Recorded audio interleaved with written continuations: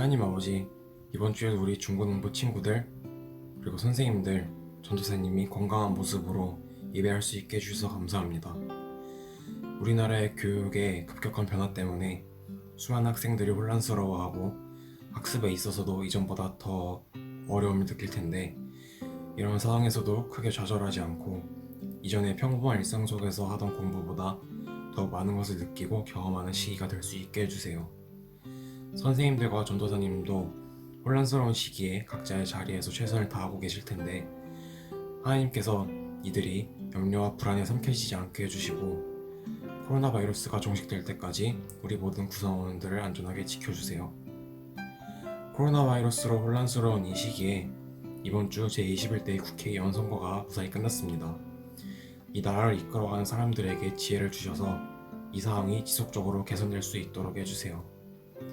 이번 주 전도사님께서 전해주시는 말씀을 듣고 한 주간 더욱 성장해 나가는 중고등부 친구들과 선생님이 될 수 있게 해주시고, 우리 모두가 다시 교회에 모여 예배할 날을 위해 기도하는 마음을 갖게 해주세요. 이 모든 말씀 우리 주 예수님의 이름으로 기도합니다. 아멘.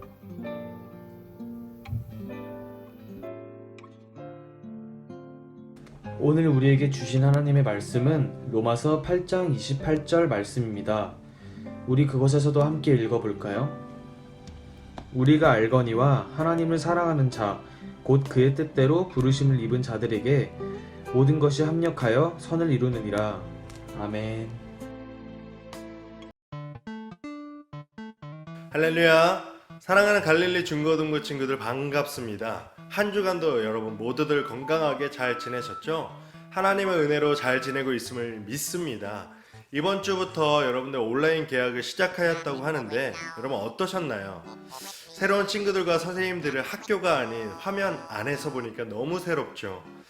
여러분들 학교 서버가 터지지 않고 또 끊김없는 인터넷 환경에서 공부할 수 있기를 기도하겠습니다. 또한 하루빨리 여러분들이 진짜 가방 메고 학교에 등교할 수 있기를 바랍니다. 또한 우리가 이곳에서 함께 예배드릴 수 있기를 진심으로 바라겠습니다. 여러분 질문 하나 하겠습니다. 세계에서 국방비로 돈을 가장 많이 쓰는 나라는 어디일까요? 여기저기서 소리가 들리는 것 같은데요. 러시아요, 일본이요, 대한민국이요, 다 틀렸고요. 정답은 미국입니다. 미국 하면 국방비에 우리나라 돈으로 1000조를 쓴다고 해서 흔히 우리들이 천조국이라고 합니다. 그런데 여러분, 이 천조국 미국의 군복을 유심히 보신 적이 있으신가요? 영화를 보다가 저는 미군 군인들을 보는데 저는 잘못된 줄 알았습니다. 뭐 당나라 군대구만, 라떼는 말이야 저러면 얼차려야 했는데 의미가 있더라고요. 미군 군복 규정에 이런 법이 있어요.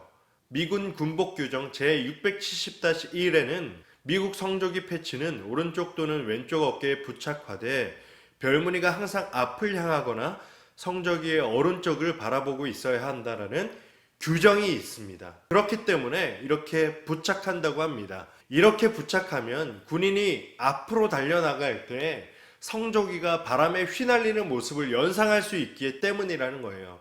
싸우러 달려나가고 있는 것을 형상화해서 어느 나라도 다 국기 모양대로 달지만 달려나가는 것 같은 모습을 주기 위해서 저렇게 단다는 거예요. 어떤 것도 우리를 멈출 수 없다. 우리는 승리 위에 뛴다. 라는 그런 의미를 가지고 있습니다. 여러분 정말 멋있지 않습니까? 그 정신이 멋있어 보였고 의미가 있다고 생각했습니다. 어떤 것도 우리를 멈출 수 없다. 그리고 우리는 여전히 승리를 위해서 뛴다. 여러분 이런 면에서 그리스도인들, 예수 믿는 우리가 마크를 반대로 다는 사람이 되어야 하지 않겠나 그런 생각이 들었습니다. 사랑하는 여러분, 오늘 우리들 예배드리는 가운데 우리의 마크를 반대로 다는 우리가 되어야 하는 줄 믿습니다. 여러분 교회 다니는 사람, 안 다니는 사람 모두가 고난을 당해요. 모두가 어려움을 마주합니다. 예수 믿는다고 어려움과 실패가 없는 것 아닙니다. 우리도 동일하게 있습니다. 그러나 무엇이 다르냐?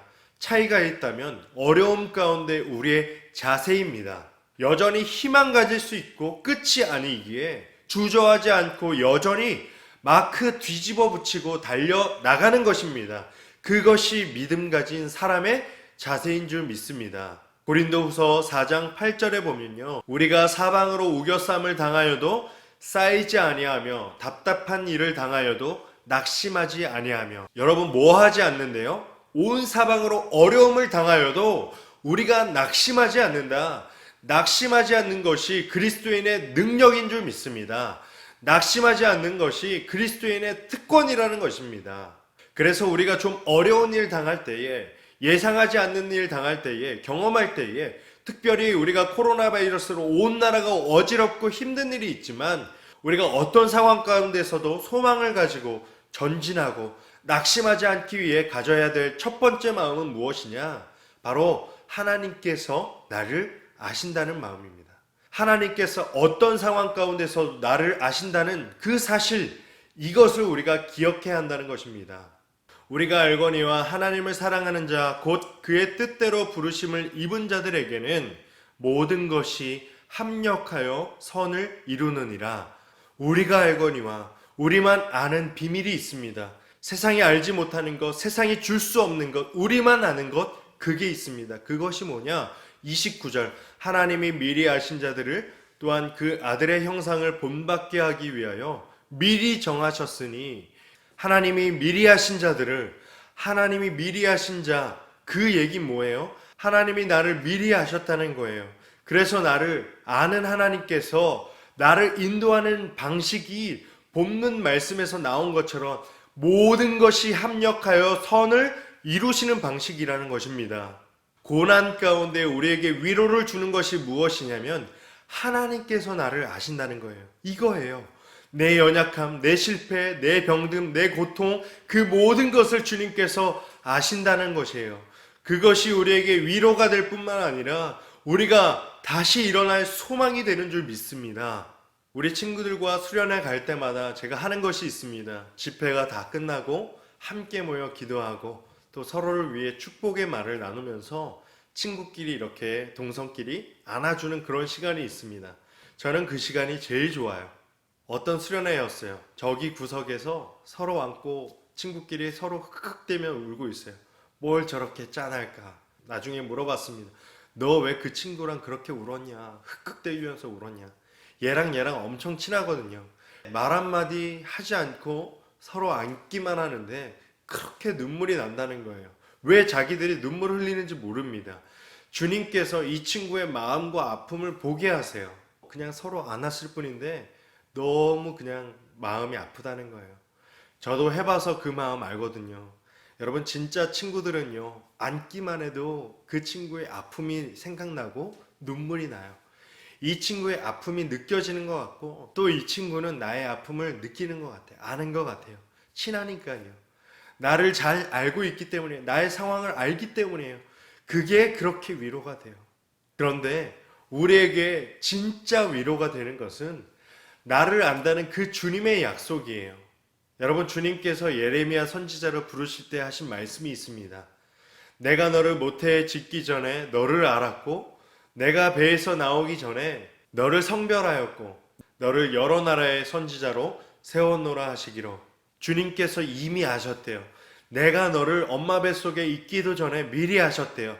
내가 어떤 부분이 연약한지, 내가 어떤 실수를 잘하는지, 내 연약함이 무엇인지 주님께서는 아신다는 것이에요. 사람이, 친구가, 엄마가, 아빠가 나를 위로하는 데는 한계가 있어요. 그러나 나를 아시는 한 분이 계시는데 내가 너를 모태에서 너를 짓기도 전에 알았고 네 상황과 네 연약함 안다. 그렇게 우리에게 말씀해 주신다는 거예요. 그런데 여러분, 아는 것이 우리에게 중요한 이유는요, 알게 되면 우리를 위로해 주실 뿐만 아니라 알게 되면 우리를 인도하실 수 있어요. 내 연약함 알기 때문에, 내가 어디서 잘 넘어지는지 알기 때문에 그때부터 인도할 수 있는 거예요. 나를 안다는 건 나를 위로해 주실 뿐만 아니라 내 인생을 인도하실 수 있다라는 우리를 향한 약속이라는 거예요. 나를 알기 때문에 내가 어디로 가야 하는지, 그때가 언제인지 하나님께서는 아신다는 거예요. 사랑하는 여러분, 절대 잊지 마세요. 성경은 우리에게 고난이 찾아오는 이유에 대해서 설명하지 않습니다. 대신 성경은 무엇을 말합니까? 하나님께서 너를 아신다, 그렇게 말씀하고 있습니다. 왜 고난이 닥쳤는지, 왜 이런 결과를 맞이했는지 몰라요. 그런데 하나님께서 나를 아세요. 내 연약함, 내 상황, 내 실패, 내가 어디로 가야 할지, 나의 미래, 내가 언제 가야 할지 주님께서는 아신다라고 말씀하세요. 모세 이야기를 애니메이션으로 만든 이집트 왕자 2, 거기에서 OST가 있는데요. You know better than I 라는 노래가 있습니다. 당신이 나보다 나를 더 잘합니다. 그 노래가 있는데 그 가사가 이런 가사가 있어요. 해답도 모르는 시험 문제처럼 주님의 뜻을 찾지만 다 알 수 없었죠. 시련의 세월이 내게 준 한 가지, 다 이해하지 못해도 주 신뢰하는 것. 내 주님, 내 길 더 잘 아시죠? 왜 이런 일이 있는지, 왜 답도 모르는 시험 문제처럼 자꾸만 막히고 자꾸만 이상한 상황으로 가는 것 같아요.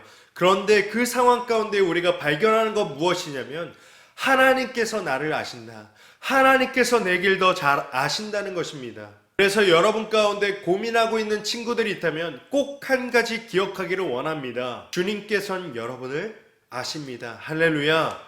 뿐만 아니라 여러분의 앞날을 더 잘 아십니다.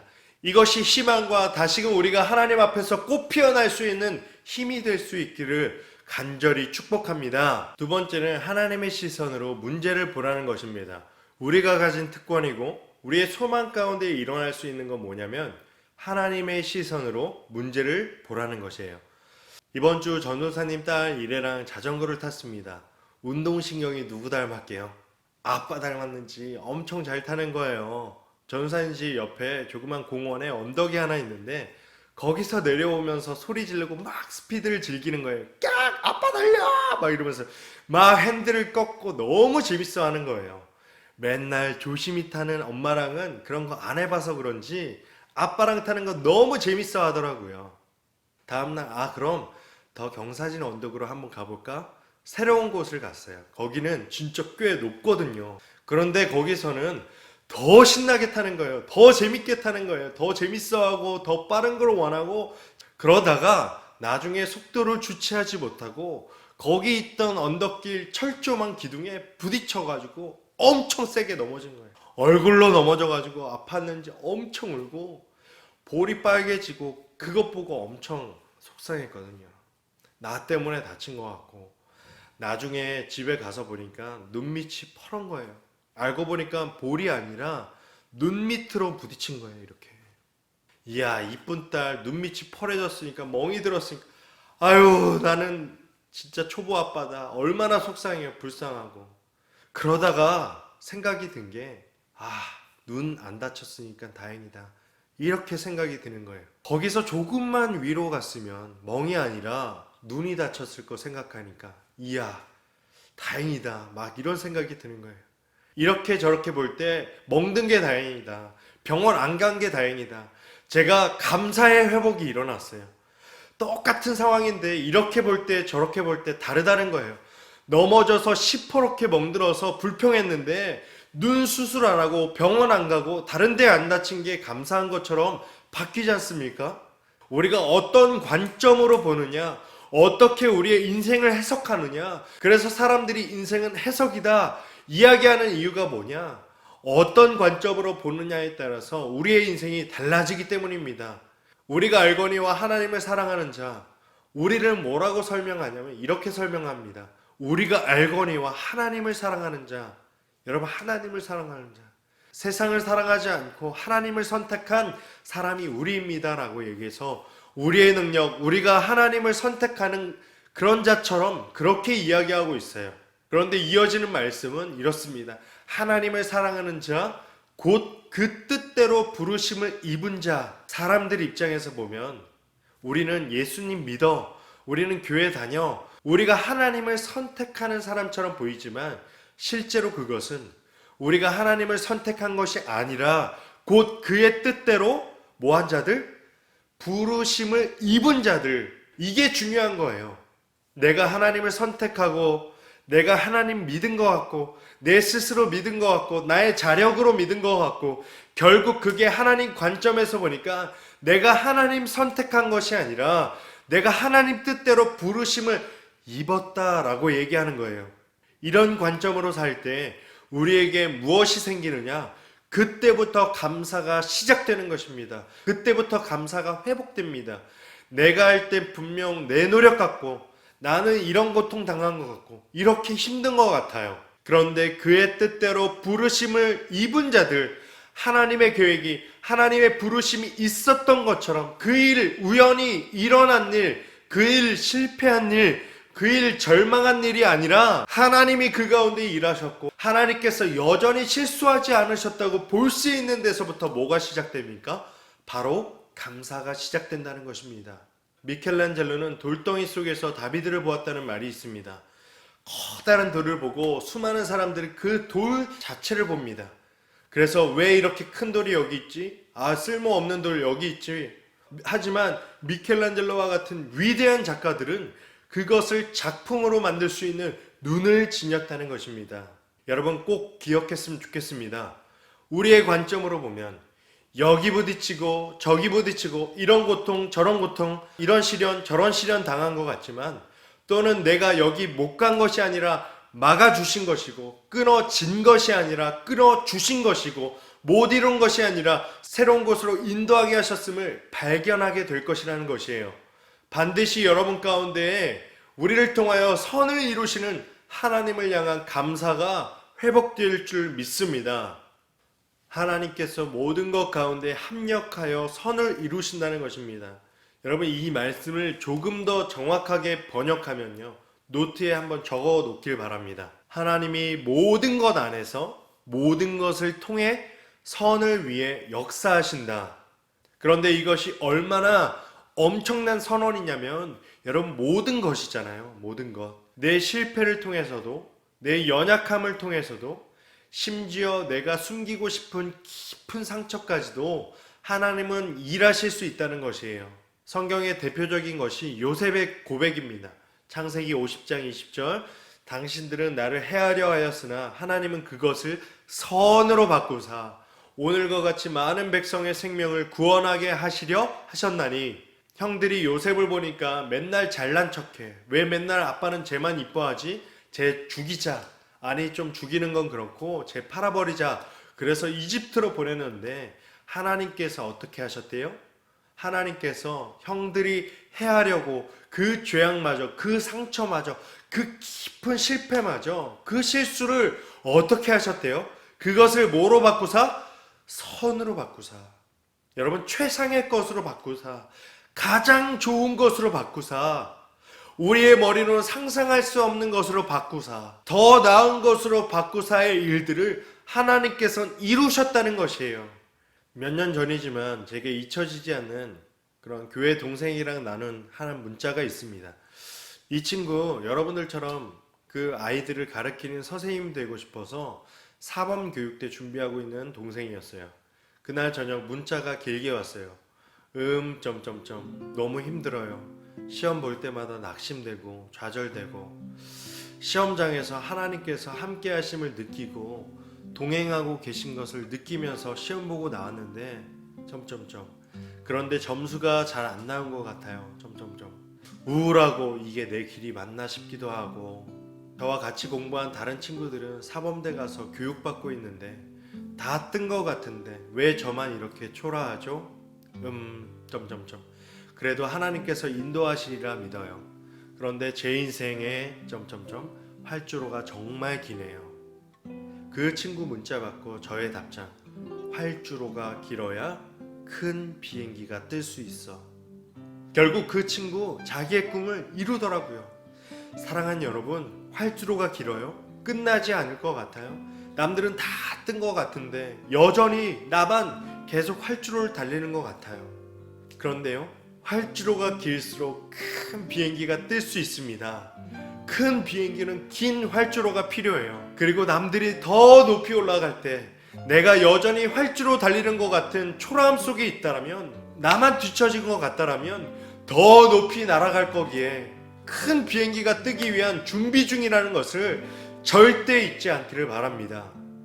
내 인생 긴 활주로가 있고 여전히 끝없이 달리는 상황 가운데 있다면 하나님, 제 인생 가운데서 그 누구보다 나를 더 잘 아시는 주님께서 함께 하시고 하나님의 능력으로 인해 큰 비행기 뜨기 위해서 준비하고 계신 줄 믿습니다. 나의 모든 것을 선으로 바꾸시는 그 주님과 함께 하늘 높이 날기 위해 준비 중인 나와 동행하는 저와 여러분이 되기를 간절히 축복합니다. 아멘. 이 시간 우리 함께 두 손 모아 기도하도록 하겠습니다. 하나님 참 감사합니다. 이번 한 주도 우리가 건강하게 모일 수 있게 하시니 감사합니다. 비록 우리가 영상으로 모여 예배드리지만 이 예배의 자리를 사모하게 하시고 하루빨리 바이러스로부터 자유해져서 일상의 기쁨들을 다시 한번 함께 누리게 도와주시옵소서. 예수 그리스도의 부활의 생명으로 살아가는 우리들, 사방으로 우겨쌈을 당하여도 또한 답답한 일을 당하여도 우리를 부르신 예수님을 우리가 꼭 붙들게 하여 주시옵소서. 지금의 자리가 수치와 초라함에 빠지지 않도록 합력하여 이루시는 하나님, 내 삶 가운데 일하실 줄 믿사오니 내 삶 가운데 여전히 감사할 수 있게 하시고 하나님을 의지함으로 이번 한 주도 믿음의 발걸음을 내딛게 하여 주시옵소서. 이러한 고백이 우리의 고백 되길 간절히 원하오며 살아계신 예수 그리스도 이름으로 간절히 기도합니다. 아멘. 하늘에 계신 우리 아버지시여, 이름이 거룩히 여김을 받으시오며 나라의 임하옵시며 뜻이 하늘에서 이루어진 것 같이 땅에서도 이루어지이다.